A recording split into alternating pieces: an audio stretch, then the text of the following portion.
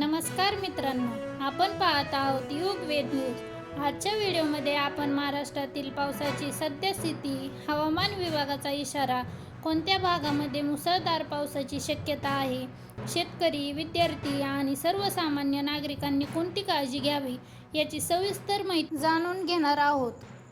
Video शेवटपर्यंत नक्की पहा, कारण शेवटी आम्ही काही महत्त्वाच्या सूचना देखील सांगणार आहोत। महाराष्ट्रातील सध्याची स्थिती।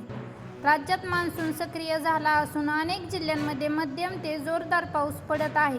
काही भागांमध्ये रस्त्यांवर पाणी साचलेली घटना समोर आल्या आहेत। ग्रामीण भागात ओढे नाले भरून वाहत असल्याचेही दिसून येत आहे। हवामान विभागाचे पुढील काही दिवस अनेक भागांमध्ये पावसाचा जोर कायम राहण्याची शक्यता व्यक्त केली आहे। विशेष घाटमाथा, कोकण आणि पश्चिम महाराष्ट्रातील काही भागांमध्ये मुसळधार पावसाचा अंदाज आहे। शेतकऱ्यांसाठी महत्त्वाची माहिती। शेतकऱ्यांसाठी हा पाऊस दिलासादायक असला तरी अतिवृष्टी झाल्यास पिकांचे नुकसान होऊ शकते। कापूस, सोयाबीन, तूर आणि इतर खरीप पिकांची पेरणी सुरू असल्यास भागांमध्ये शेतकऱ्यांनी हवामानाचा अंदाज पाहून कायम नियोजन करावे। नागरिकांनी कोणती काळजी घ्यावी?